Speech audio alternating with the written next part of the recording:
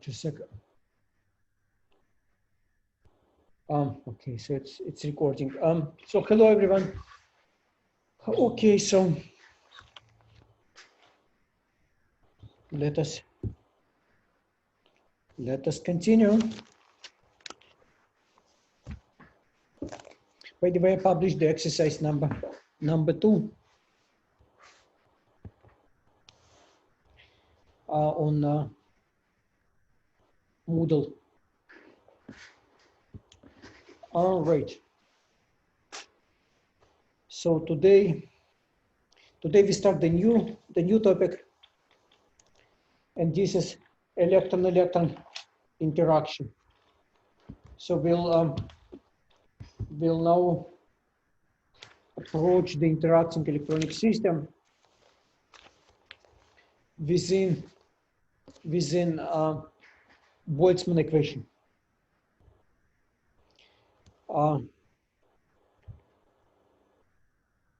So we are now adding electron interactions to the problem, and this will be essentially foundations of Landau-Fermi liquid theory. So as we will see, there is a strong connection between Boltzmann equation with in the presence of electron-electron interaction and Landau-Fermi liquid theory. This is essentially very strongly connected approaches. So let us, I don't know why it decides to be interacted in this way, but let us continue. So now instead of non-interacting particle, we are adding electron interaction.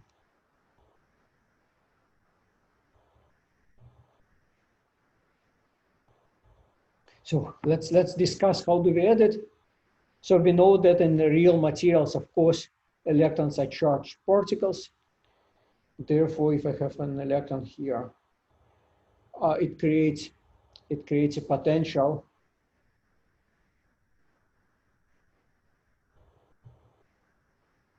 around it, and therefore it creates an electric field. And therefore electrons interact with each other via long-range Coulomb interaction. This is something very well known. So what it will influence if we look at the problem from Boltzmann equation point of view. So let's write Boltzmann equation once again. So we have V times gradient R F plus force grad P F is equal to collision integral. And now, obviously, the force is has a component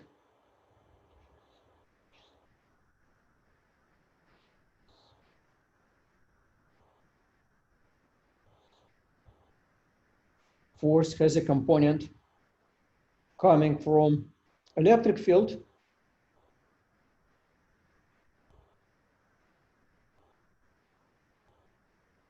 and now when particles are electrically charged, they obviously create an electric field around them.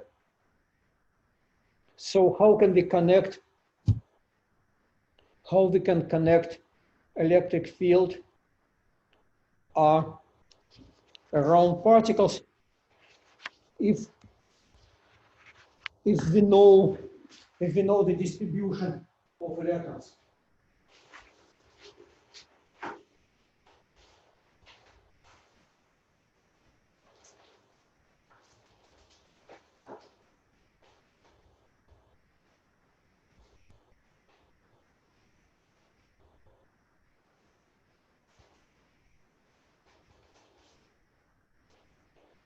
sorry, I thought I have some notes about this, but I don't find it. So it doesn't matter. So what can we say? What can we say about electric field?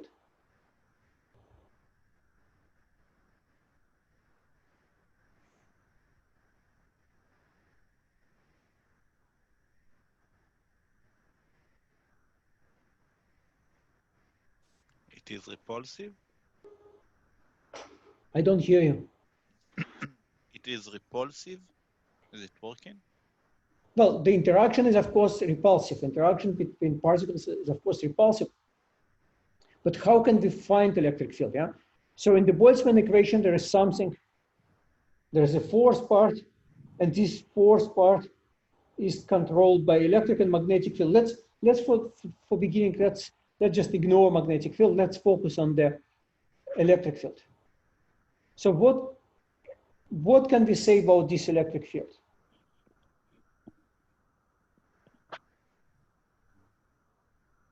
What laws of nature govern the electric field? There is a law of nature that tells us how to compute electric field. The Gauss law? Yes, it's a Gauss law, Maxwell equation. Yeah, so it's essentially Maxwell equation. And if things are slow, if there's nothing which changes fast, we can say that divergence of the electric field is, okay, now it depends on what units you like to use, and I'll probably not be sufficiently consistent, but it's essentially the divergence of electric field is equal to the density, to the local density of charge. So this is the charge density.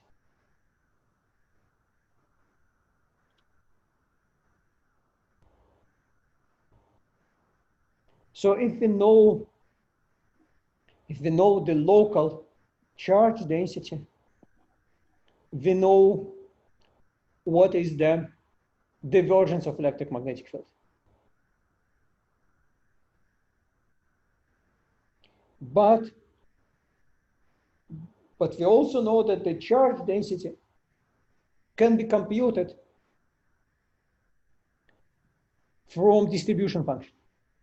So the total charge density and distribution functions of electrons are not unrelated. So it means that if we know the local distribution function, we can write that the local density of electrons, sorry, the local density of charge up to electron charge, it's a local density of electrons. It's essentially sum of all momentum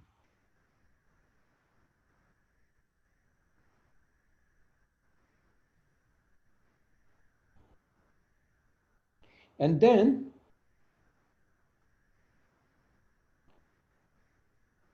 we have this equation,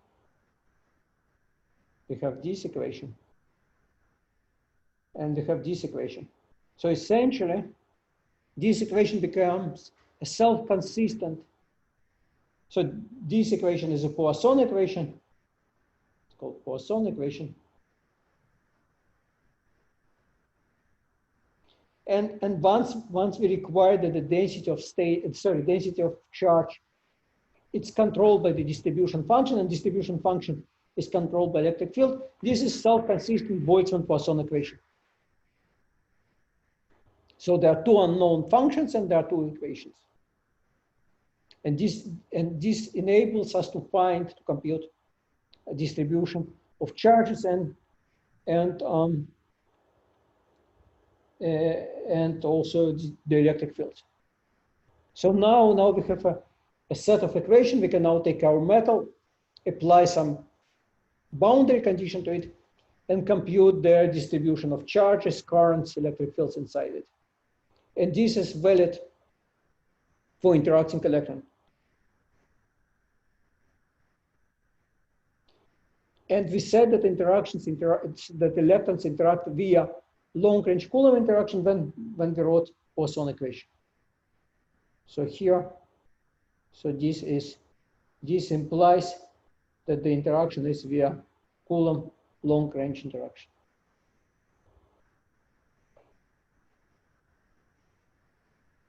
Now, in addition to the long-range Coulomb interaction I just discussed, which has many observable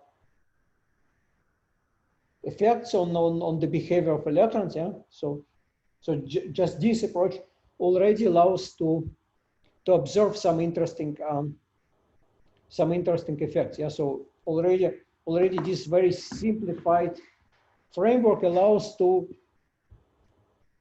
discuss some feasible effect. Maybe you can guess what can be described by just this self-consistent Boltzmann-Poisson equation. What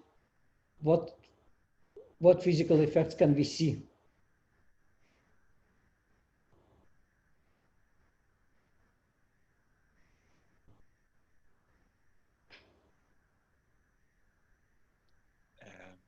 Maybe zero field inside of a conducting material. What field inside the material? Zero electric field inside of a conducting material. Well, it's not necessarily zero. It will be decaying. It will be decaying field. Yeah. So yeah. So you, for example, we can place our, I don't know, we can place our metal in some external field and compute how field decays inside the material. We can also place it in time-dependent electric field and discuss what are the modes that are excited inside the metal and what is their spectrum. Right. Yeah. So that's a very simple problem. I'll probably give you as a homework assignment. But if you just solve this equation, you will see that you will find some excitation spectrum. These will be excitations of plasmas. So you will see now that excitations of interacting metals are plasmons. They propagate this plasma. They have a plasma spectrum, plasma velocity. You can also incorporate the magnetic field in this description. If you remember that Maxwell equation give rise not only to the so in Maxwell equation there is also a vector potential and scalar potential, and there is a current that is part of this equation. So curl of A is a current, and current can be also extracted from electric current can be also extracted from Boltzmann distribution function.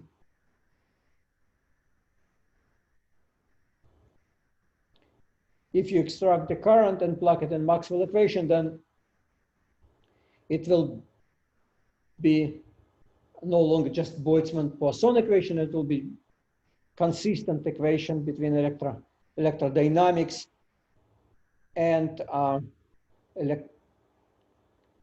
dynamics of electrons. These will have a richer spectrum that will allow you to consider magnetoplasma excitation in the presence of magnetic field and so on, magnetic excitations. So that's one type of effects in this story, to study the dynamics of electron in the presence of external electric and magnetic field, which is a self-consistent dynamics. Now there is another part of this story, and this is encoded in the collision integral. So I wrote here a collision integral, and in our previous lectures we discussed some parts of this collision integral. So schematically I can write this collision integral. I can decompose it into an electron disorder collision integral plus electron-phonon collision integral. And there is also electron-electron collision integral. So we discussed in length the first part. So electron disorder collision integral.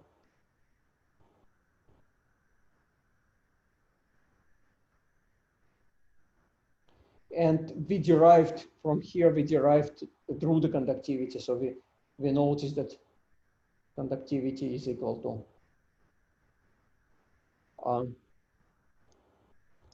density of states, electron charge, and diffusion coefficient. And for simplified models, this was just temperature independent constant. Then we talked about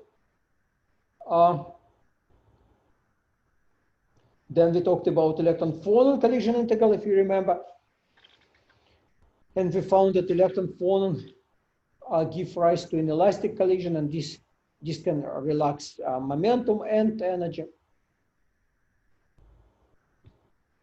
And today we will talk about this guy, electron-electron collision integral.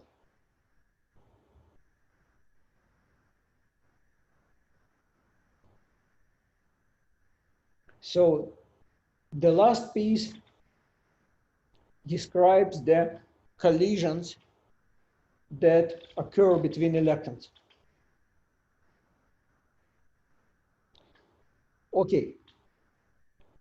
So now we need to decide how we describe these collisions. So let's draw some schematical diagram. So essentially, there is two incoming electrons. They interact, and will be two outgoing electrons. So this is the typical diagram for electron-electron interaction.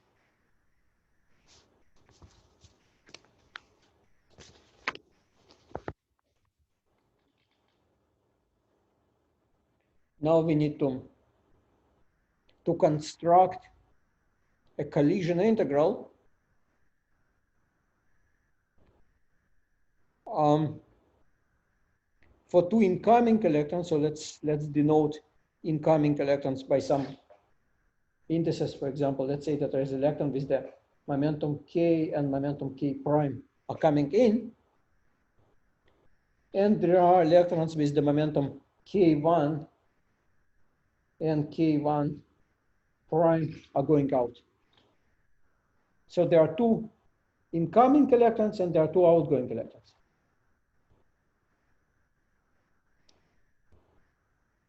Now we need to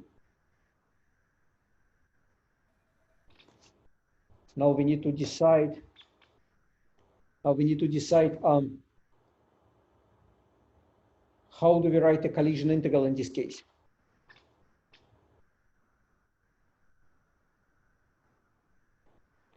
Can you hear me? Because yes. Okay, good. So let us write a collision integral in this case. And as usual, so this will be electron-electron collision integral.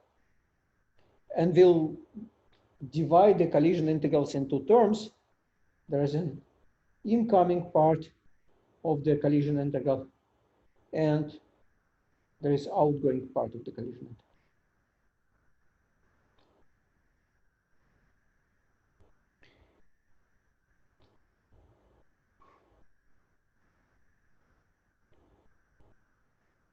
So incoming part will be, so I'm thinking about writing Boltzmann equation for the state K. So incoming part will be transition that end up moving electrons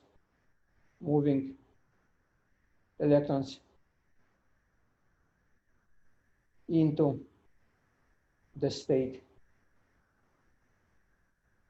K, and outgoing part just an opposite of it, the transition that will result in removing the electron from this state. So there is a special state I denoted by K, and the special about it that I'm writing the Boltzmann equation for the distribution function at the point R, K, and T. So that's the value of K, which is singled out by the equation itself. Okay, so this is the schematic process of collision between electrons.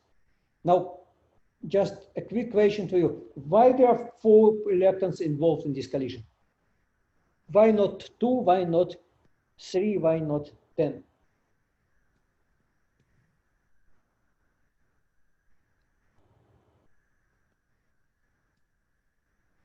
How do we know it's a 4 electron collision process? We have to preserve the number of leptons, but I don't think it's like it's the right justification in this example. So what was your justification? Preserving the number of leptons. Number of electrons is of course preserved, but why we have, so here in this picture there are 2 coming in and 2 going out, and preservation of electrons means that the number of coming in is the same number as going out. That's of course correct, but why there are 2 electrons coming in?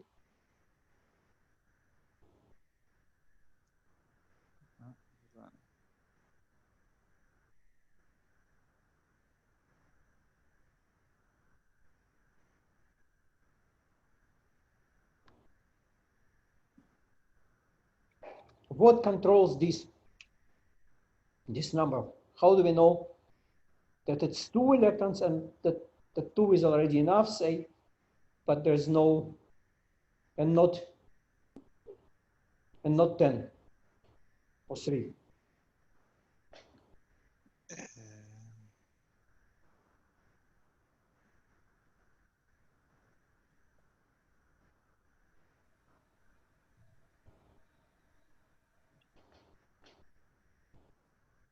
But well, I think that there is non-zero probability of like 3 electron process or like any number of electron process, but like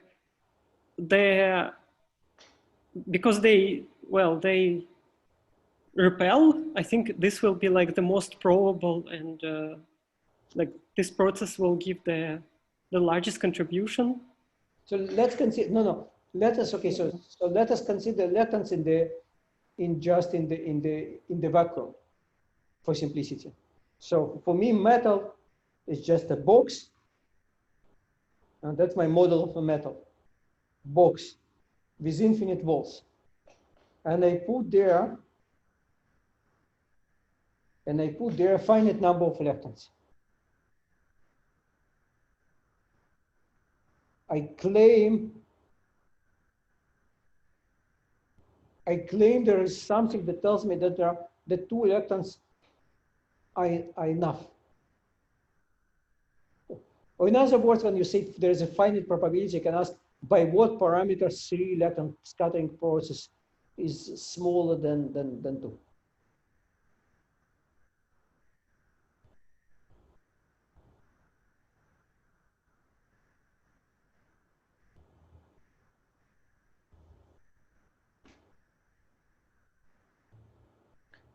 In a more technical words, when I draw this diagram, what I actually draw, what this diagram means, where it's coming from?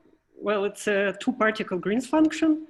So this is like the lowest order contribution to that. And the wavy line. So this would be a Green function. And the line is so in each vertex you should have E squared. something like that. So the diagram proportional to e to the power 4, maybe divided by, so it will be like And what will alpha. and what will be the wave line? And what will be the wave line? The line would be in K space, it would be like 1 over Q squared, I think, where Q is the momentum, the difference between K and K1 prime or something, or K and K1.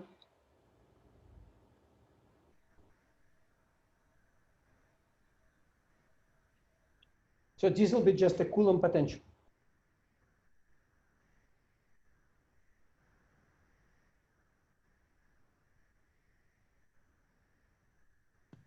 Sounds right.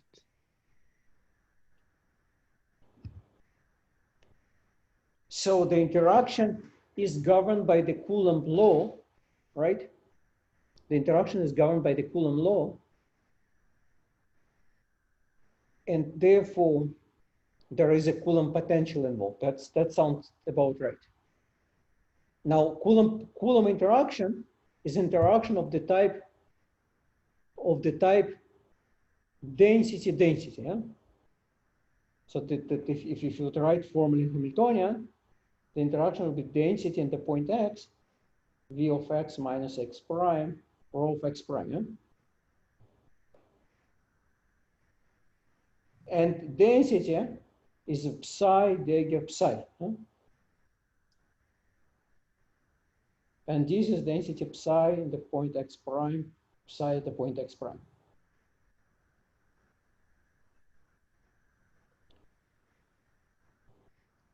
Therefore, the number of incoming and outgoing lines is controlled by this vertex. Yeah? So if interaction is Coulomb, it's density interaction, then it means that the number of fermionic fields involved is 4. And therefore, when I draw this line, this thing has 4 ends. 1, 2, 3, 4. And therefore I start with 2 particle scattering process, 2 coming in, 2 going out, all in total 4. So this is something that controls how the minimal number of particles that are involved in the scattering process.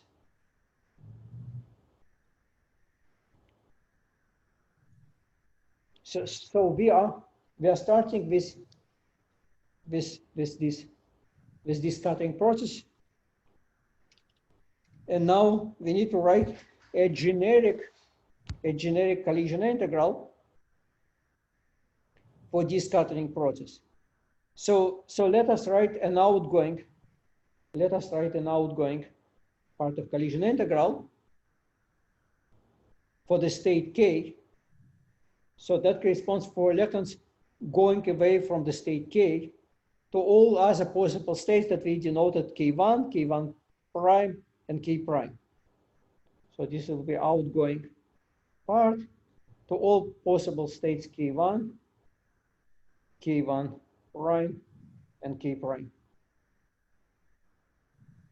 So to take electrons from the state K, we need to have this state occupied.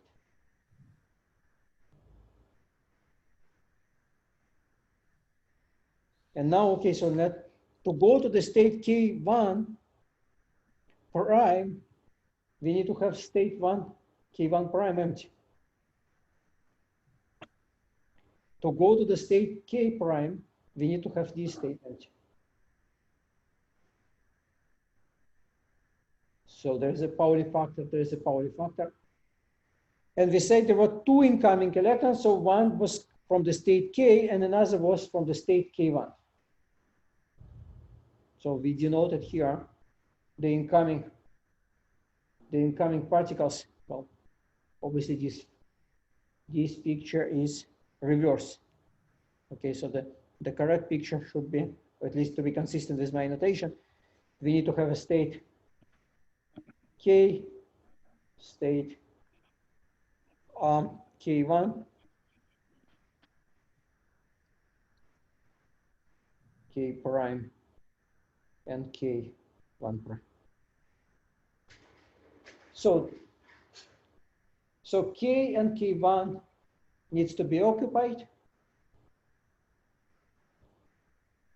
and the state K1 prime and K prime needs to be empty. And I need to multiply this thing by the scattering probability of electrons. So this needs to be multiplied by transition probability of electrons from state K and K1 to state K prime, K1 prime. This guy is a transition probability.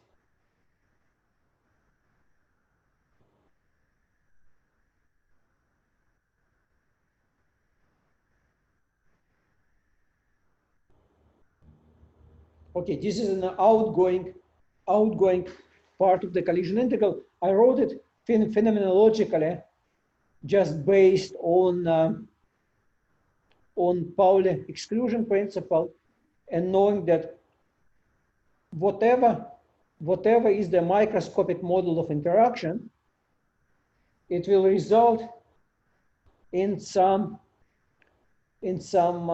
transition probability W that depends on this incoming and outgoing momentum. And later on, we will compute this transition probability from Fermi golden rule. So ideologically, it's very similar to electron-phonon interaction. We write collision integral in the most general form consistent with a Pauli exclusion principle, and we say there is some collision probability that will compute via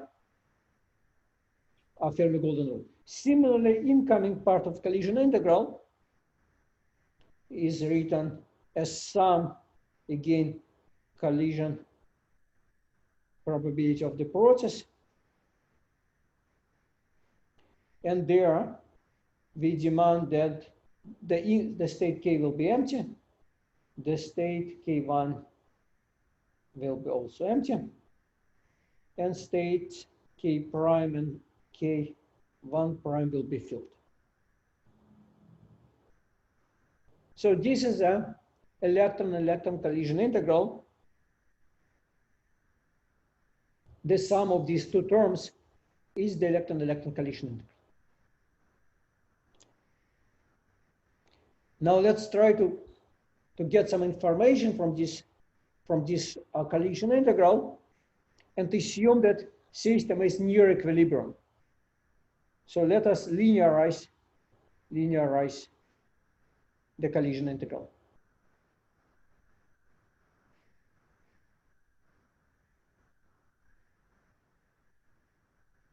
So we assume that system that we are discussing is near thermal equilibrium, where F0 is a Fermi-Dirac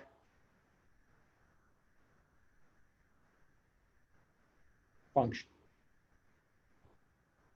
So we consider a small deviation of the system from thermal equilibrium. By the way, what would be the value of collision integral at equilibrium?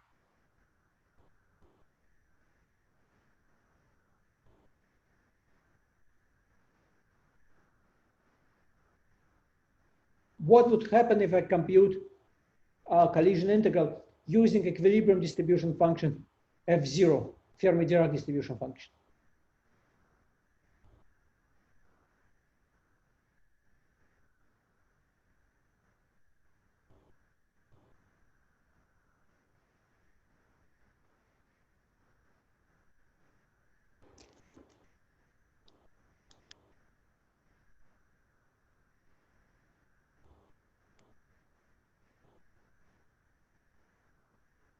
Well, 0. Correct. 0. So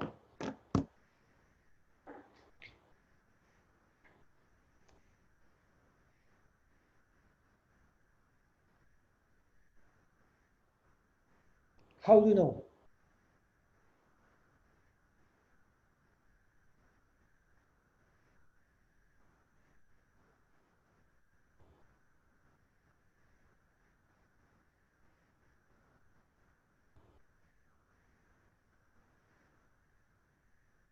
How do you know that the collision integral will be 0?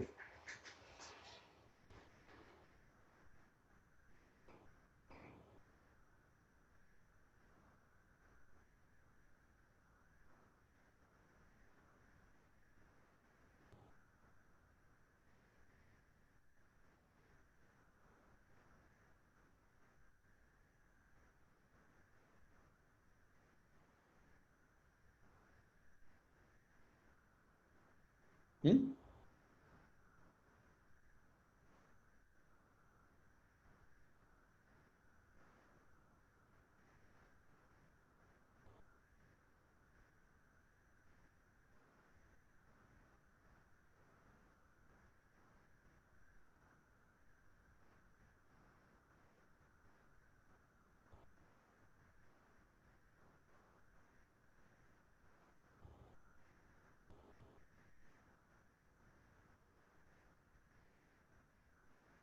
What is special about thermal equilibrium?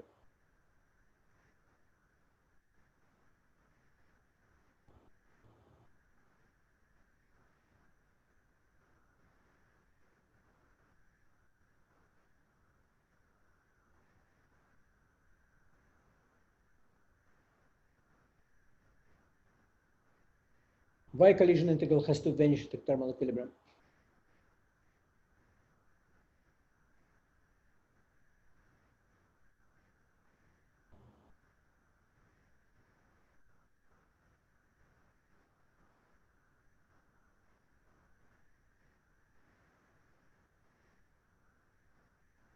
Well, I think it like follows from the definition of what is equilibrium, right?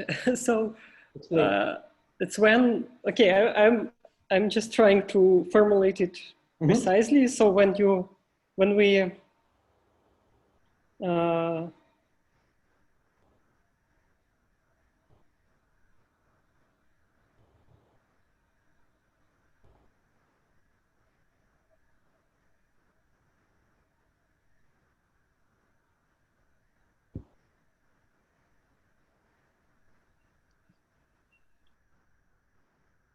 assume that let's assume that the system is at thermal equilibrium.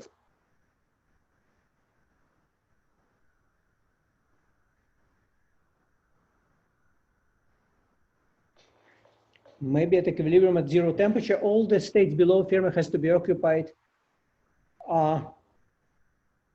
So it's probably true, but let's say the temperature is finite. So some states are occupied, but Fermi, but notice that, so okay, so what is written here, that all states are filled, but state that, right, but k prime are not limited, and k1.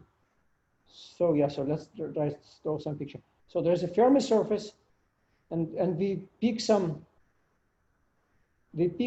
value of k, and we can take k to be either inside or outside Fermi surface. Let's take it inside. But then there is in the collision integral, there is a summation, yeah, of all states k1, k1 prime, and so on. And some of these terms are inside, and some of these terms are outside of Fermi surface. So when we 0 temperature, it's true that both incoming electrons have to be below Fermi surface.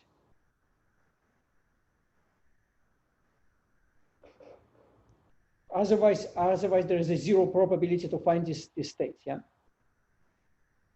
Then you would say, okay, but the outgoing electrons cannot be inside Fermi surface because all states there are filled. So they must be outside of the Fermi surface. That's also true. But now they cannot be outside of the Fermi surface because there is energy conservation.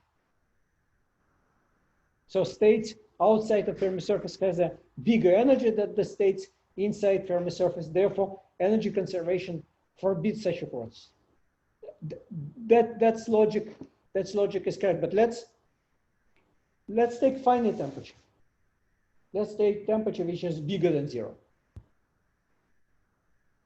Then you have a population of states in the vicinity of Fermi surface. You will have an energy shell of the order of temperature, where some states will be filled and some states will be empty.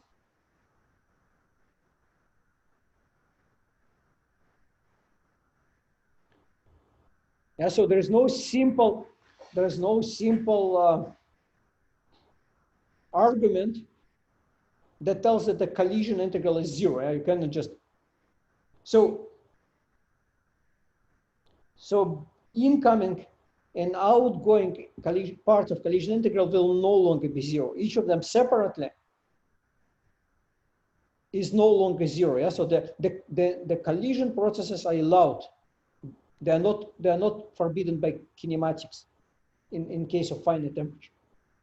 There will be some finite rate of inelastic collisions. There will be finite in and outgoing part of collision integral.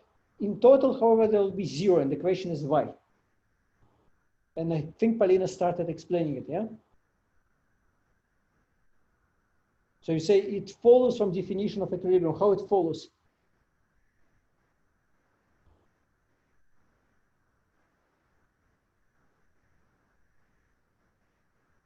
Suppose we are at thermal equilibrium. What does it mean? If you look at it from the point of view of Boltzmann equation.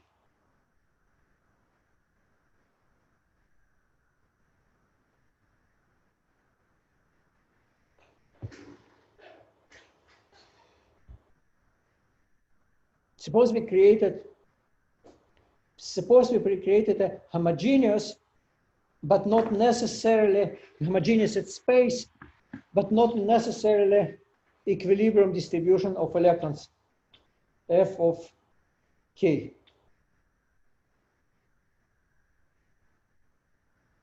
We created some occupation of electrons with respect to energy, which is not Fermi-Dirac. Huh? Imagine that in the phase space you created states here, then there are no states, and then there is another part of Fermi surface which is of a phase space which is occupied. Or imagine that you created not a Fermi surface, but you created a, I don't know, you occupied a Fermi ellipse in the phase space. What's wrong about it? Why it cannot be equilibrium distribution? Or why there is an equilibrium distribution, why the collision integral must vanish?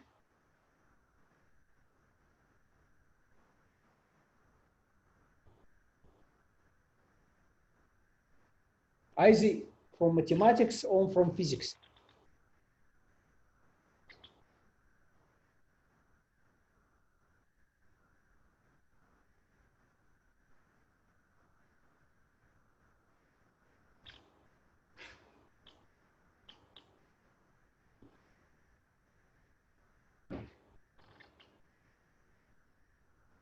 What we expect from system that is at thermal equilibrium? Let's start it from there. Suppose system is at thermal equilibrium. What we expect will happen with this system as time goes on?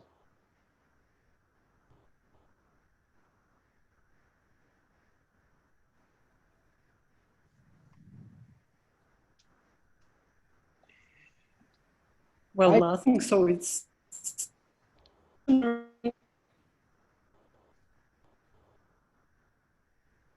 yes, it stays at thermal equilibrium. So nothing can, so if there is a system which is isolated and we don't act on this system with any external field, and we say that this system is at equilibrium, it must stay thermal equilibrium.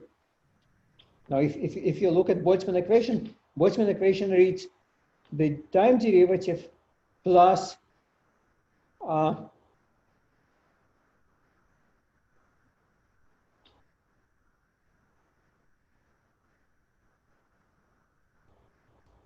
is equal to collision integral. So if system is at equilibrium, this gradient drops. And this gradient drops because there are no forces acting on it. So then it means that the time derivative of a function is equal to collision integral acting on this function. Now, if you believe that equilibrium is a stable solution, if the system which is left at thermal equilibrium and left alone remains at thermal equilibrium, it must be that distribution function of a thermal equilibrium state, of a Fermi-Dirac state, nullifies the collision integral. So Fermi-Dirac distribution function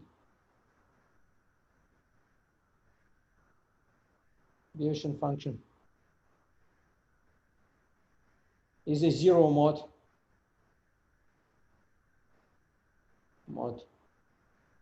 of the collision integral. That condition must be, otherwise system placed at thermal equilibrium and left alone, unperturbed, will deviate from thermal equilibrium, but this contradicts the concept of thermal equilibrium. So essentially, thermal equilibrium is a state that system reaches if it's left alone. Yeah? If there is a thermalization that is allowed in the system, whatever thermalization is, that system will approach in a long time limit. It is supposed to reach this state. And therefore, it means, it implies that collision integral must be nullified by Fermi-Dirac distribution function. Because Fermi-Dirac distribution function is something that describes something that corresponds to thermal equilibrium.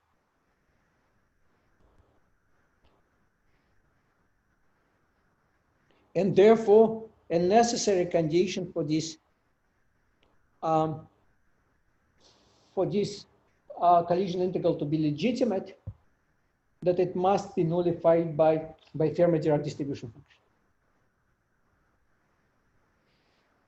Okay, so now let us imagine that there are some small deviation from thermal equilibrium, and the full distribution function has an equilibrium part in it and a correction.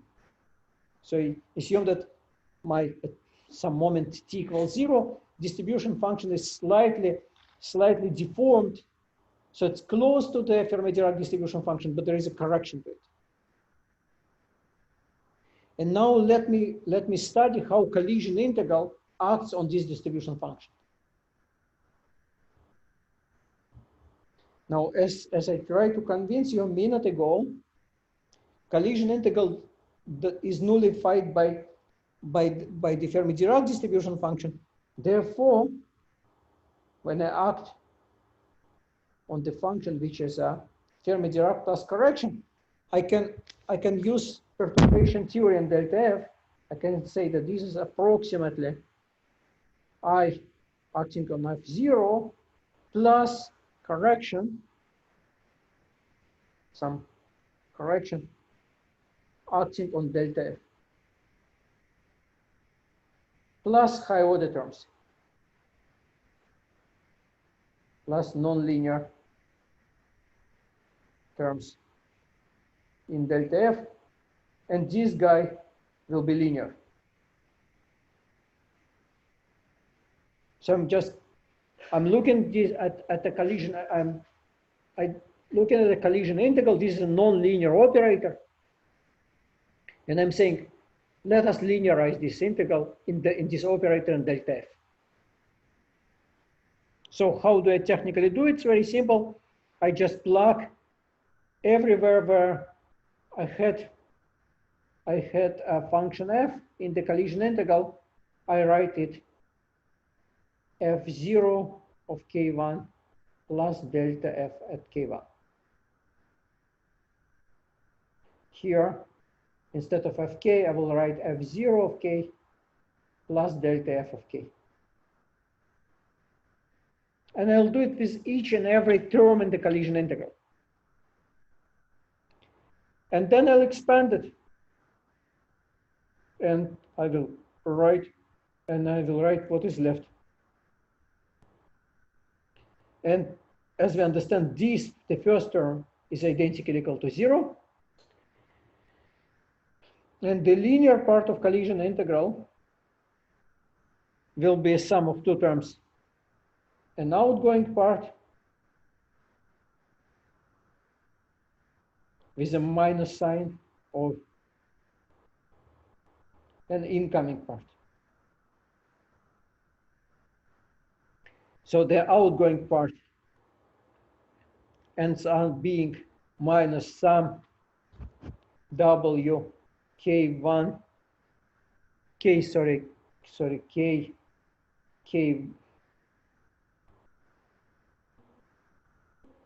sum k1 k prime k1 prime. Sum goes with respect to k1 k prime and k1 prime. And here I will get, okay, I'll write it schematically. For the outgoing part, I will not do it for incoming because it's very similar and bulky.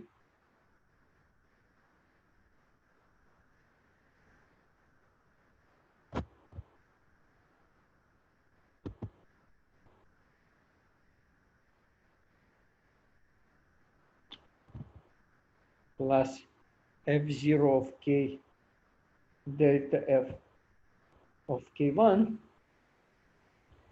1 minus f0 of k prime, 1 minus f0 of k1 prime,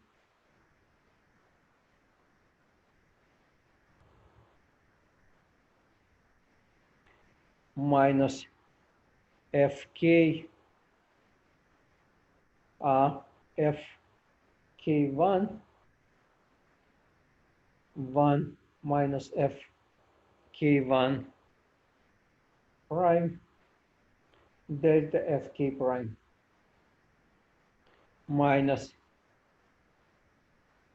minus fk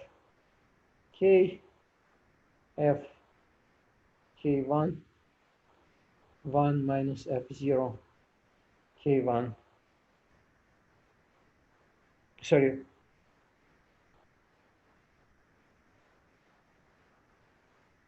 k prime delta f k1 prime. So out of one term which was non-linear and filled in distribution function f and contained the product of four terms, I got four linear terms. And this is an outgoing part of the collision integral. And seemingly, very similar, I'm doing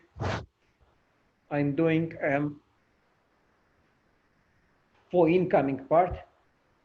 It will be similar structure. You can derive it yourself if you want. But so what has happened here? So now my collision integral acting on f0 plus delta f became linearized, and schematically it is part which is diagonal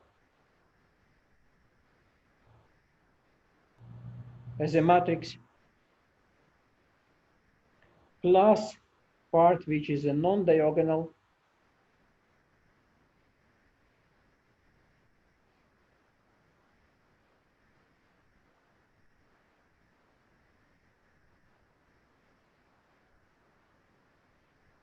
so this part is local in K. diagonal. And this is the part of the collision integral, the part of this linear operator, which is non-local in K-space. So the logic is I start with collision integral. This is non-linear, non-local operator acting on distribution function. I say I linearize this guy, and I get lots of terms. Now see what happens. When I look at these terms, when it acts on distribution function, there are terms that are local when act on the function delta fk. So for example, this term, it's local. So the function delta fk is multiplied by some combination of terms, of summations and so on. But this is local. All other terms are non-local. So it's an integral operator, a huge matrix. And I write it as a matrix that has a part which comes as a delta function and part which is non-diagonal in K-space.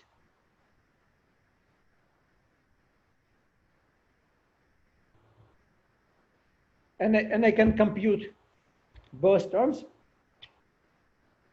but to understand what's going on, what's happening, we can just focus on the diagonal part. Similar to what we did with ponens. So we see there is a diagonal part of the collision integral, and this will give us some understanding about scales in this problem. So 1 over tau k is just a name given for an object. Sum over k1, k1 prime, and k prime. And here will be f of k1. I'm suppressing the index 0, index Fermi-Dirac, so the functions here are already assumed to be at equilibrium, at thermal equilibrium. 1 minus f k1 prime plus 1 minus f of k1, f k prime, f k1 prime, and all this is multiplied by w k k1 k prime k1 prime.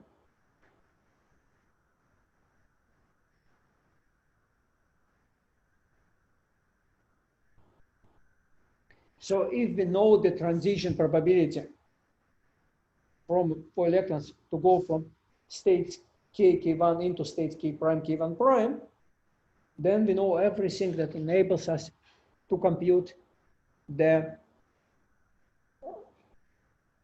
typical time scale that appears in the electron-electron collision integral. The meaning of this time will be discussed later. But there's a roughly time between electron-electron collisions. And the expression here is roughly time between electron-electron collisions.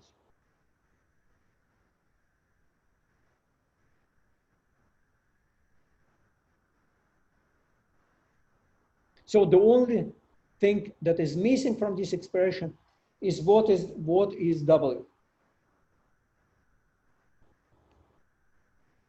Let us discuss the meaning of W.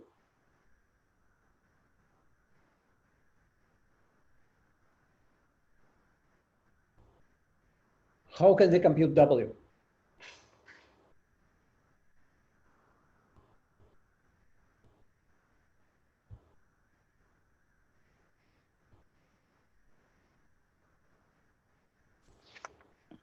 And depends on the type of collisions. So what controls the type of collisions?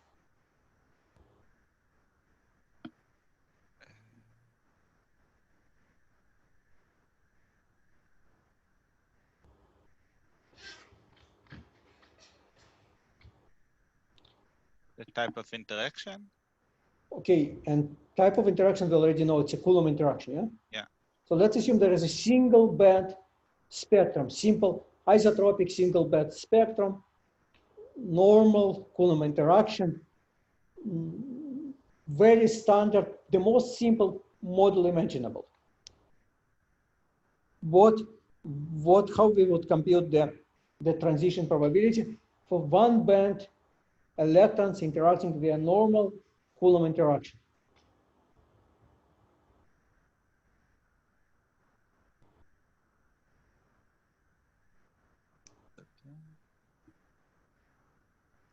A bunch of delta functions.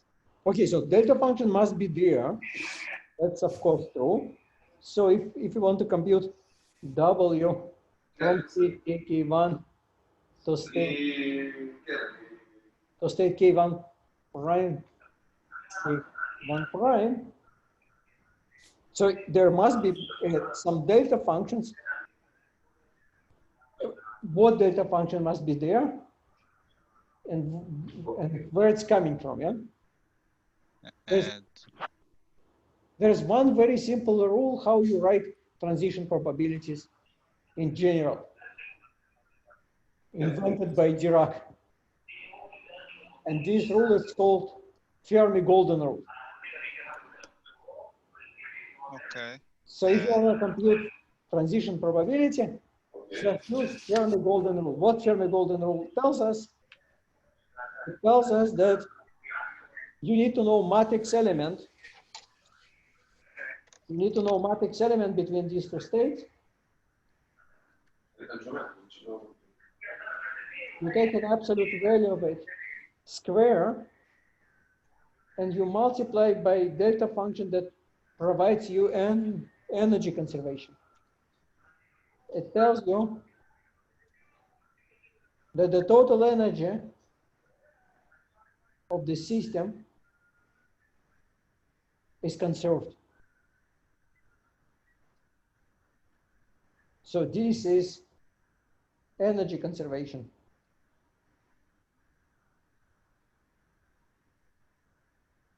And this is Fermi-Golden rule. Dima, isn't using Fermi's golden rule only a first order approximation for weak interactions?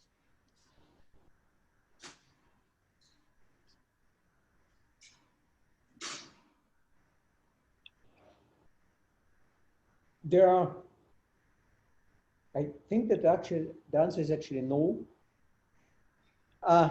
Because the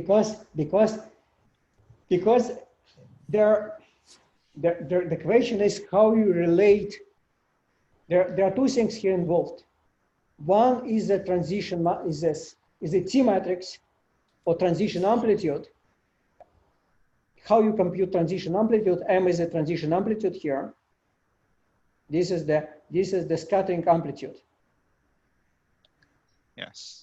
Scattering amplitude. So one thing is how you relate scattering amplitude to scattering probability.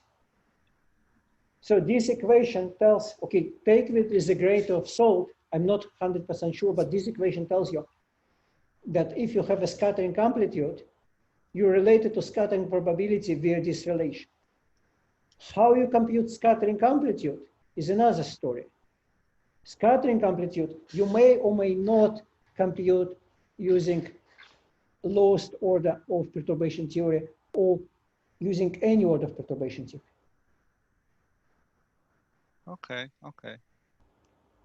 Okay, I'm not 100% sure that that's the full truth, but I'm pretty sure that you can be in a situation where you compute scattering amplitude exactly and then relate it to scattering probability via Fermi-Golden rule.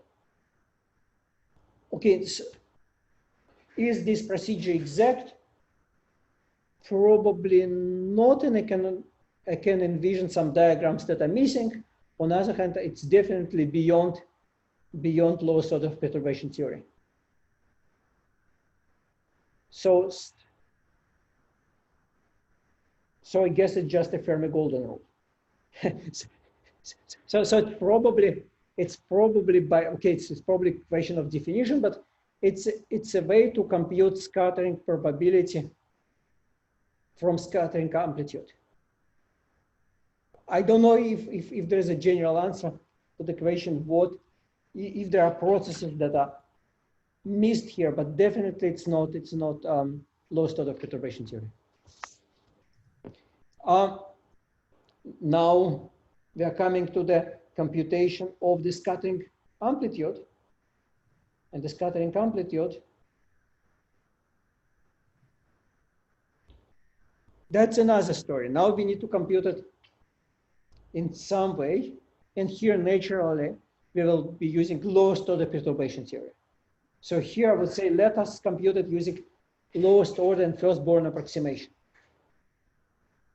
You don't have to do it, of course, but that's the most practical and usually the most convenient way of doing it.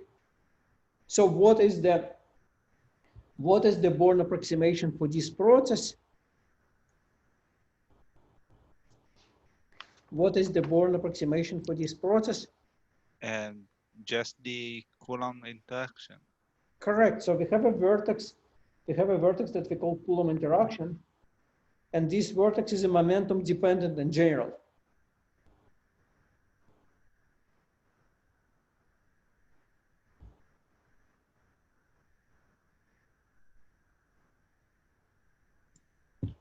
Yeah. So what is this vertex in Q space?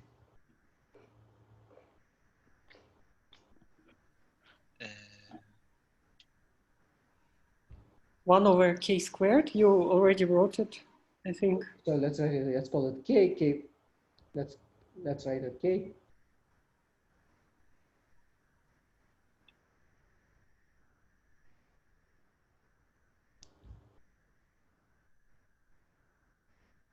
What's wrong with using Born approximation for this vertex?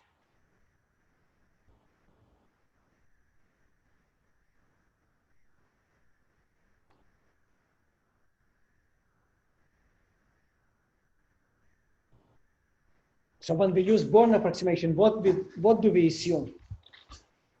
Well, I mean, this amplitude diverges at low k, so you might have problems when you integrate it. For example, I'm not able to use Born approximation for something that approaches infinity at k as k goes to 0. Yeah. So if I have interaction that is weak, and I'm saying, okay, let's compute this in the lowest Born approximation, I just sandwich this with states between different states. And then I would say that this is, so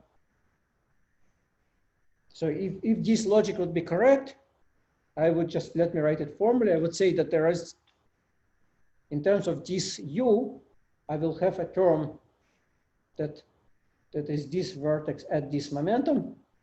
Actually, I can also write I can write it's I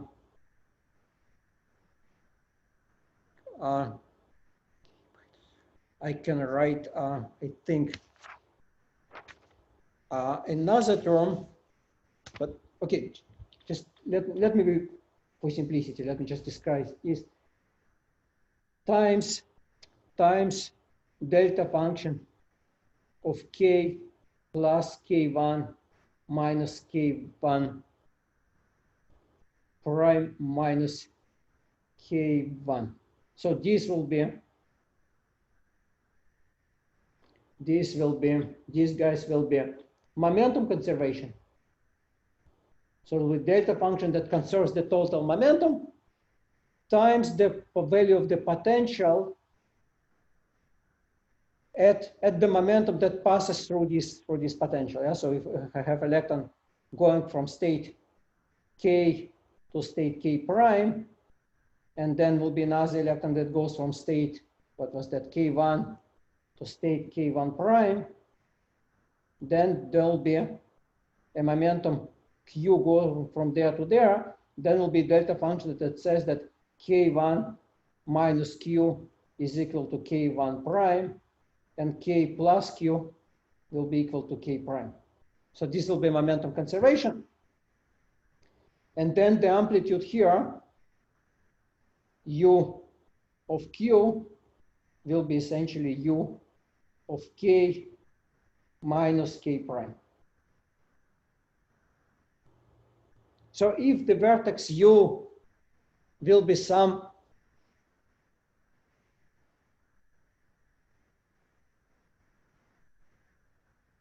ordinary non-diverging vertex, that will be the end of the story. I would say there is some momentum conservation. I write it in my matrix element. I multiply by the firstborn approximation amplitude. So if for any given potential U, this will be the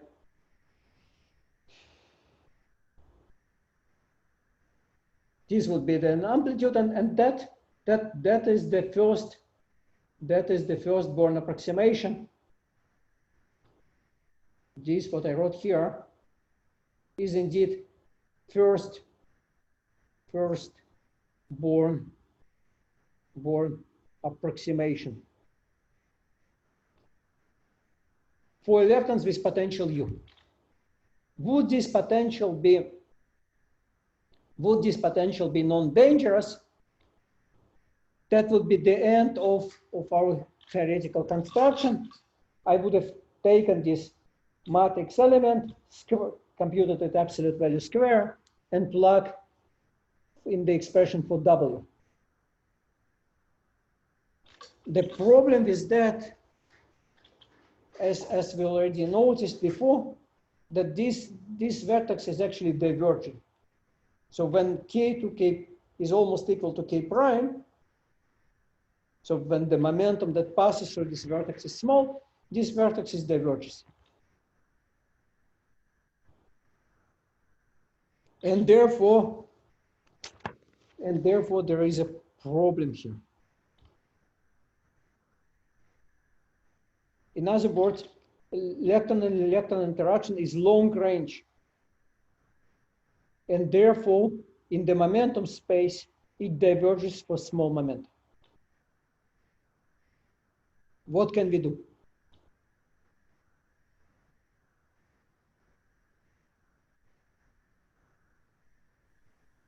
Well, we know that in metals, it's not really Coulomb, it's screened. Correct. So there is some like cutoff.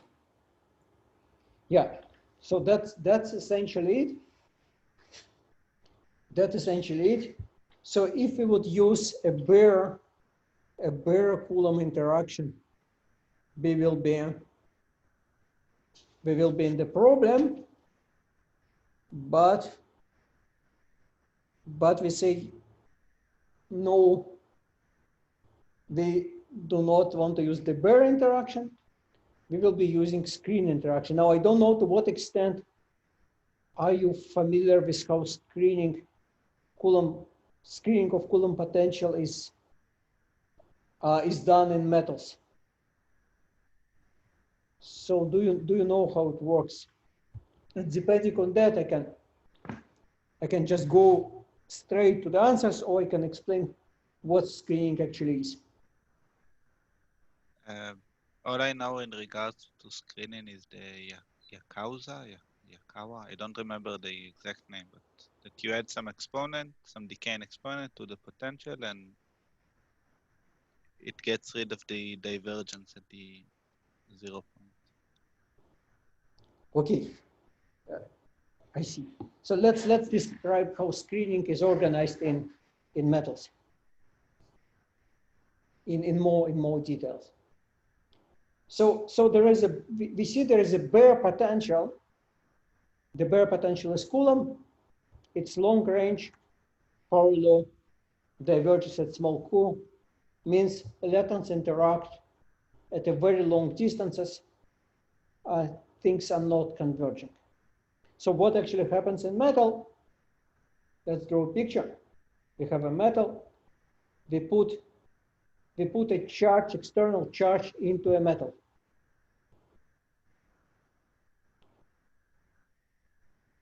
So what this charge will, so just imagine you have an external charge placed in metal and added to the system. So electrons around it will feel this charge. So what does it mean they feel this charge? They will redistribute, and then I'll say it in words and then I'll say it in the equation, and they will try to screen it. So it means that instead of, so in the absence of electron of the external charge, the density was just a constant. Now they will try to move. They will try to move to create a cloud of electrons around this charge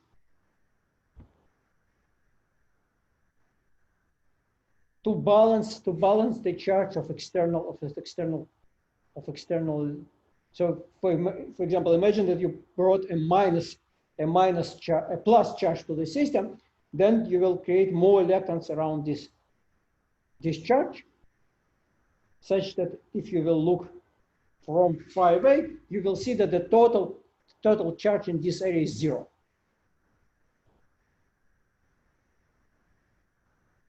So electrons will try to redistribute such that charge in this area will vanish. Why do they want to do it? Because then the value of Coulomb energy of the system will be low. System wants to be at its lowest possible energy. So if they will redistribute around this charge and create a cloud which makes it positive, then the charge is effectively cancelled. Now, how they do it in practice? They do it in practice because the metal is actually a collection of positive ions. So there are positive ions and there are negative electrons. So in total charge is 0. Now, if you shift the charge, that electrons can generate either positive or negative charge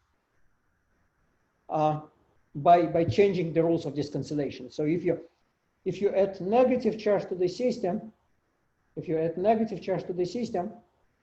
then you take electrons out of this area, and you effectively create an additional positive charge. If you bring positive charge, you bring more electrons to this area, creating an additional negative charge, such that from far away the system will look as if there's no charge. Now, how do we see it more formally?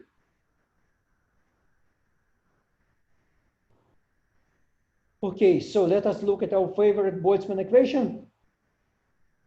So we have d over dt f plus vp grad r f plus ee grad pf grad pf. I don't understand. Is equal to collision integral. And imagine that we have added a single charge to this system here. And I let it relax. So what will it do? It will reach some equilibrium situation when there is no time dependence, no collision.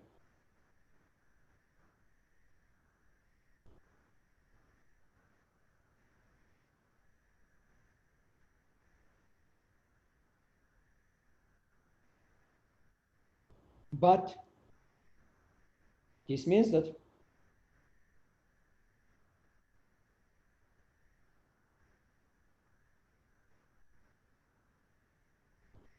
these two terms must cancel each other.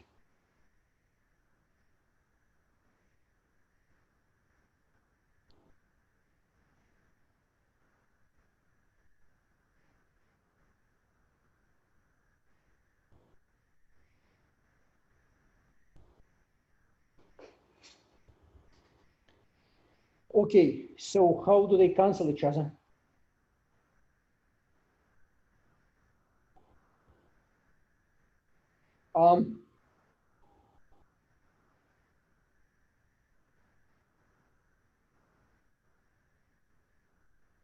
So we need to remember that electric field is gradient of potential, divergence of electric field is Laplacian phi, and it's equal to charge.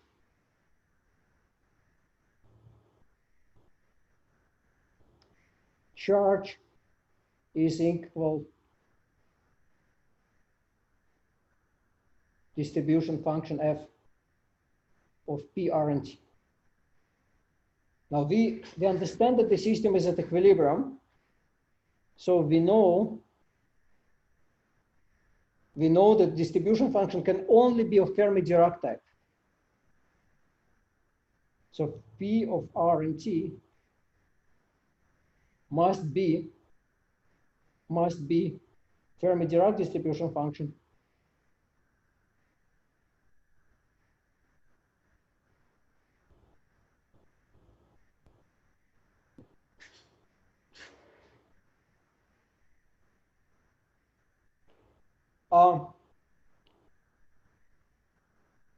and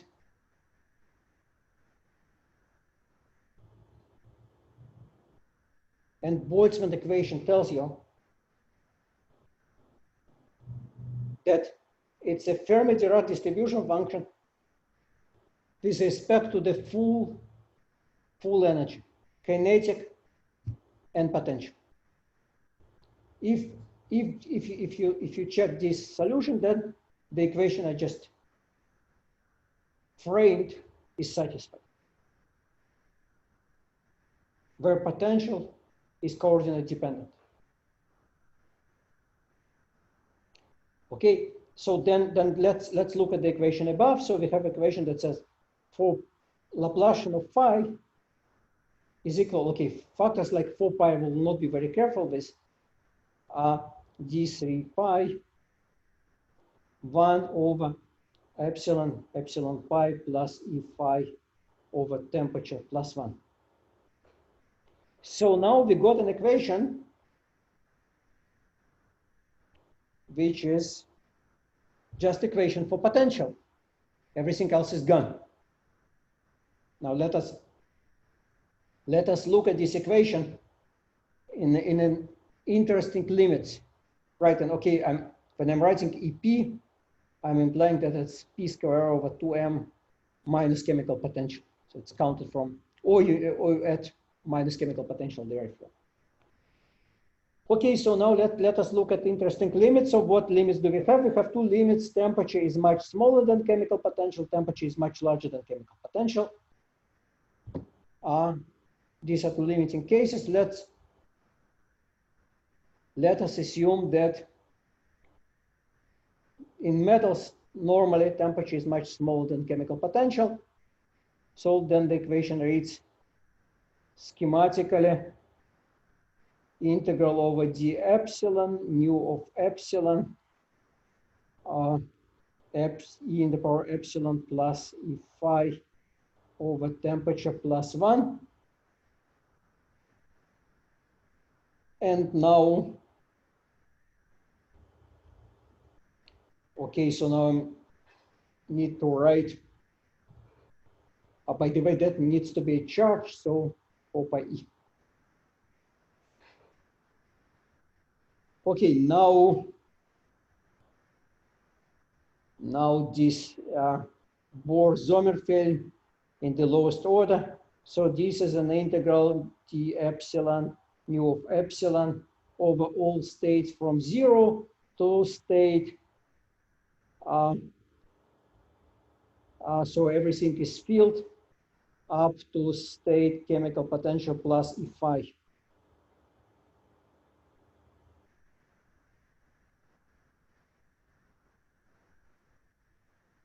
So I'm expanding this integral, I'm getting epsilon, and here will be mu plus E phi times nu.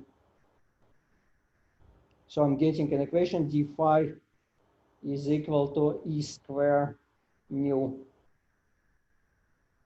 phi.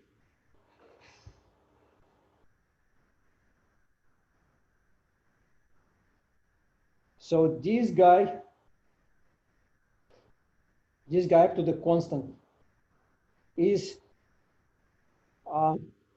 it's called kappa.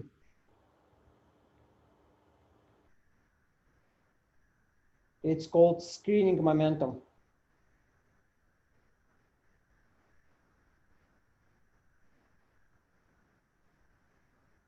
And 1 over kappa, it's called screening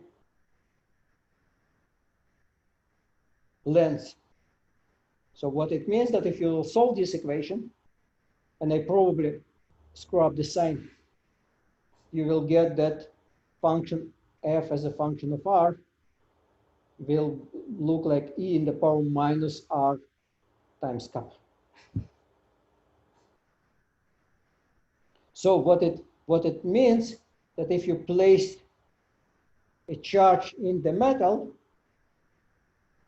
then the potential that for distances such that r kappa much larger than 1, or r much larger than 1 over kappa, r larger than some screening length, the potential will decay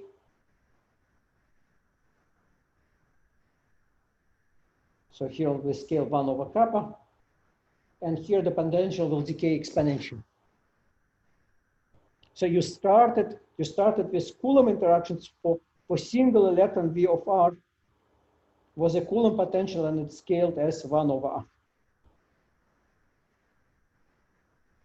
Now, if you consider charge in the presence of electrons in the metal, then at scale beyond 1 over kappa,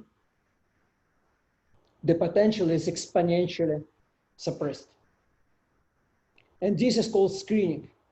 You don't need to assume anything, you just solve Boltzmann equation in the static limit self-consistently, and you get that the potential is exponentially screened.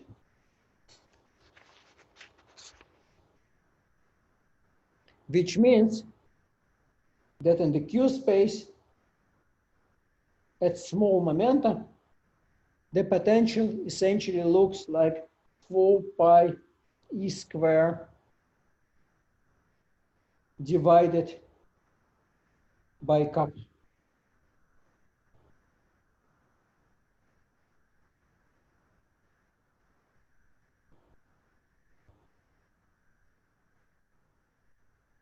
And this will be essentially 1 over density of states. So we have started with a potential that was divergent.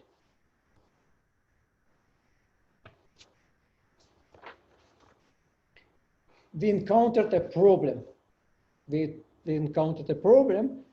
However, we quote unquote cured this problem by replacing this potential by effectively screened Coulomb interaction, which is just a constant in the Q space.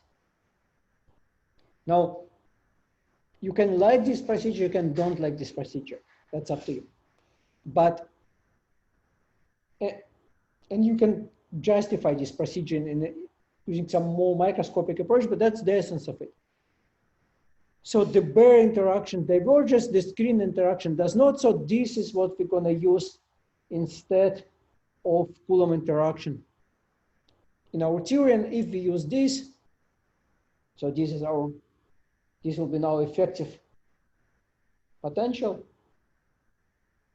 Then 1 over tau, the lifetime of the electron, raise that as an integral over d k1 d3 k prime d3 k1 tag 2 pi over h bar delta function that tells us about momentum conservation.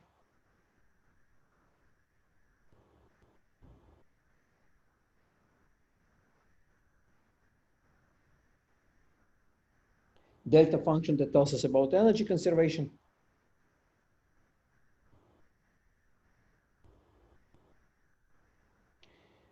And now matrix element, absolute value square. This is just a constant times Pauli blocking factors fk1, 1 minus fk prime, 1 minus fk1 prime, plus 1 minus fk1, fk prime, fk1 prime. And we can check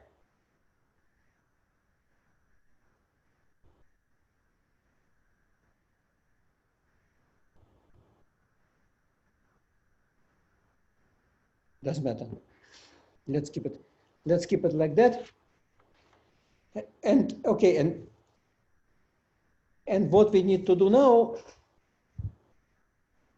is to implement these delta functions and perform the integrals. So this is just a lengthy and straightforward computation. I'll scan you my notes. I'll scan you my notes and put it in the Dropbox because I don't want to spend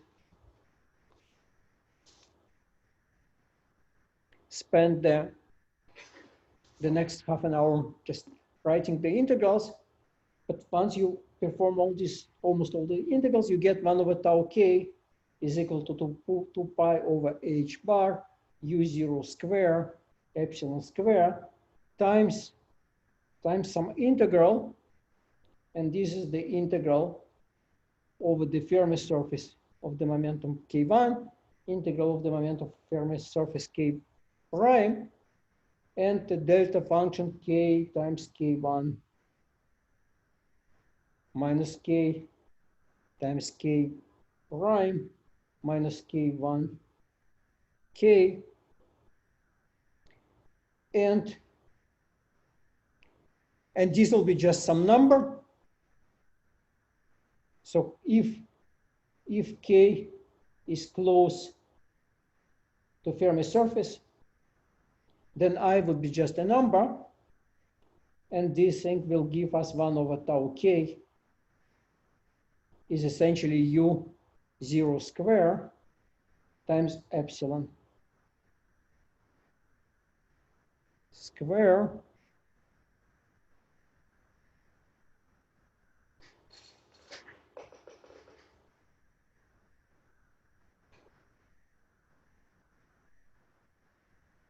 sorry.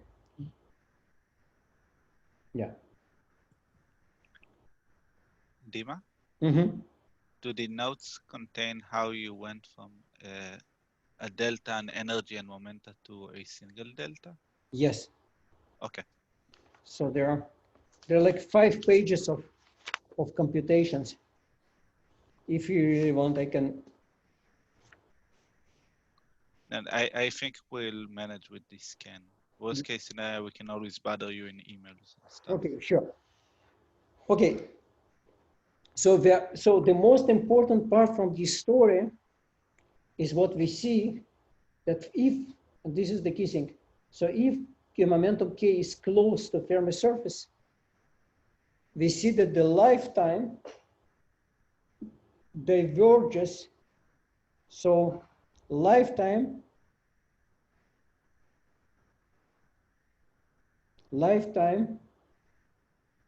essentially scales as 1 over epsilon squared.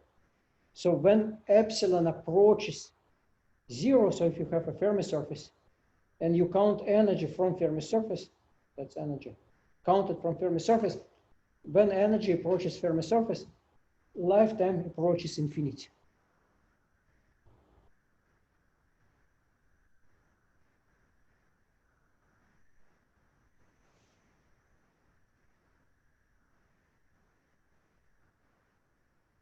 So what it means that if you compare, so now let's discuss whether there is any meaning to talk about electrons with energy epsilon.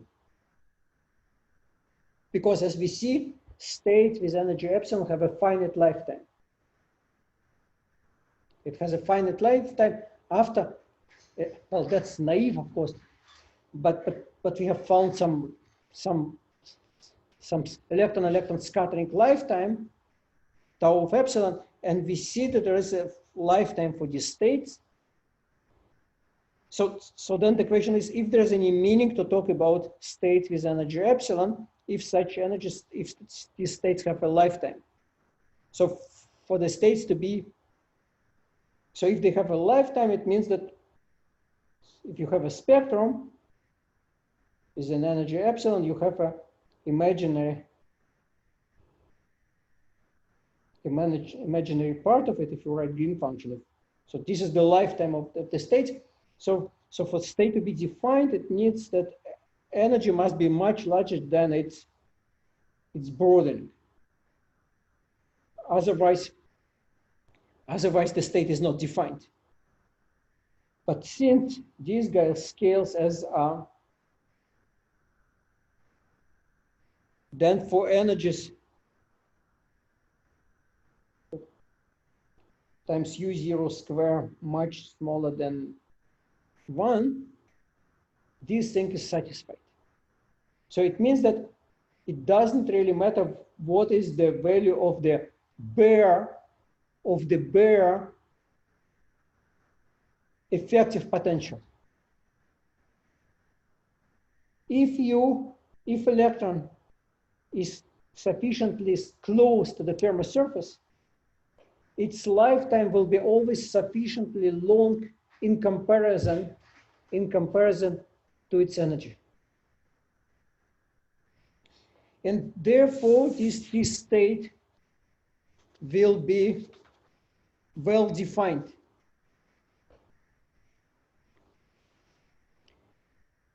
And this is essentially the foundation of Landau Fermi liquid theory. So it has two conceptual steps. You start with the theory with Coulomb interaction that is divergent.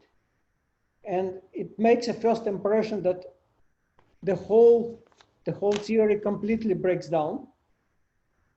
But then you replace this divergent potential and you say, no, actually, due to some screening processes, this singularity is cured.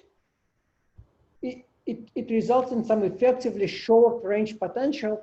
However, this effectively short range potential may be large. So the value of this constant U0 can be actually large. Then let us estimate from Fermi golden rule what will be the lifetime.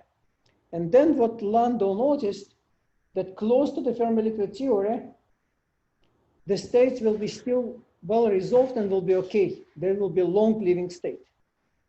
Now, if you'll try to understand how this longevity, where this longevity is coming from, you will see, you'll trace back the calculation, you will see that what actually mattered in this story, it's if temperature is sufficiently small, then all states below Fermi energies are filled, and all states above Fermi energy are empty. So it means that when you consider when you will put a single electron at state epsilon, which is positive and above Fermi surface, but sufficiently close, then let us look what happens here. You may have excitations, but excitation that equilibrates this electron, so this electron must go and reduce its energy. So this is schematically a transition which reduces its energy, but due to the energy conservation, you need to take some state below Fermi surface and excite it. That is in order to satisfy energy conservation. So we denote this is epsilon 1, this will be epsilon prime, and this will be epsilon 1 prime. But now let's see what are available things. So we said there is an energy epsilon. So it means that we can pull up electrons from below the Fermi surface only within the window epsilon1 smaller than epsilon and greater than minus epsilon. We don't have any energy accessible for us beyond this window. Now the state epsilon prime, also limited by the same window. So it means that when we integrate, the only fraction of the phase space of the size epsilon square is available to us. And that relies solely on the existence of the sharp Fermi surface. And then Landau conjecture that essentially based on Boltzmann equation, that as soon as you have sharp Fermi surface, that states close to Fermi surface will be long-living, and the scattering rate of such state will be proportional to the energy square. And this is what is called lifetime of Fermi particles. Essentially, you get this lifetime from Boltzmann collision integral, assuming that electrons are sufficiently close to Fermi surface. So the key assumption here was the existence of a sharp Fermi surface. If it exists, then sufficiently close to it, you can take your Boltzmann equation and analyze its collision integral, and then it will automatically, just by Pauli blocking, yield lifetime that scales as a energy in the power 2.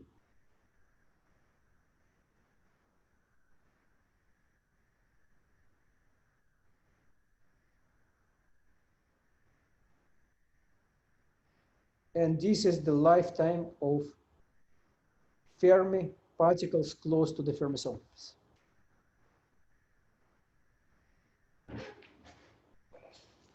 Okay, that's probably the most simple way, at least the simplest way that I know, to justify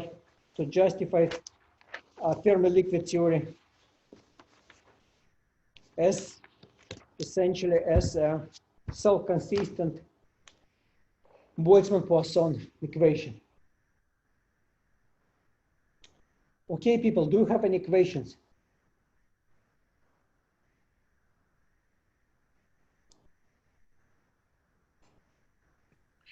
None that immediately come to mind. That's good.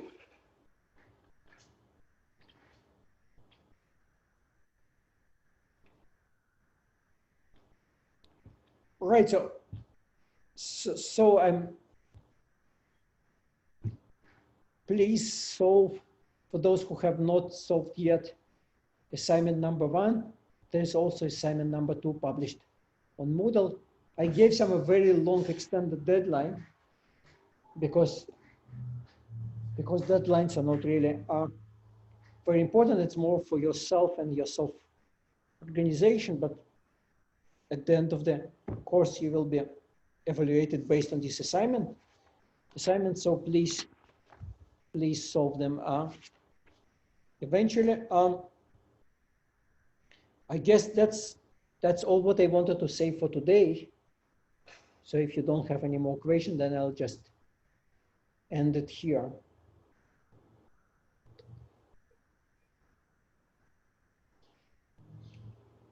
Okay, and goodbye. Goodbye.